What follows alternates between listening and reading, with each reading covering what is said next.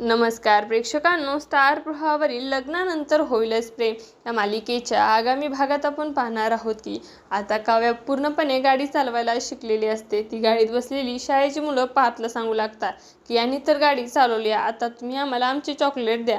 तेव्हा काव्या म्हणते की पार्थ हा सगळा काय प्रकार आहे। तेव्हा पार्थ म्हणतो की मी ज्यांना सांगितलं होतं हे सगळं नाटक करण्यासाठी। त्यानंतर पार्थ सांगतो की त्यांनी त्या पोरांसोबत कशी प्लॅनिंग बनवली होती। पार्थ म्हणतो की तुमच्या मनात ड्रायव्हिंगसाठी भीती होती आणि तीच मला दूर करायचे होते।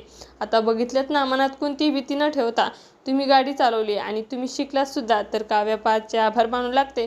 तेव्हा पार्थ म्हणतो की मी तुम्हाला कधीही मागे सोडणार नाही।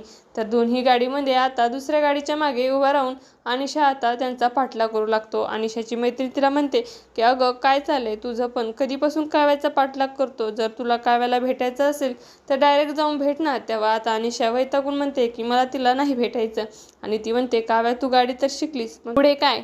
तर मित्रांनो, अनिशा अशी का वागत आहे, काव्याच्या आयुष्यामध्ये नवीन संकट तर घेऊन येणार नाही ना, हे पाहणं खूपच रोचक ठरणार आहे। तुम्हाला जर आपला व्हिडिओ आवडला असेल तर चॅनलला लाईक, शेअर आणि सबस्क्राईब करायला विसरू नका। धन्यवाद।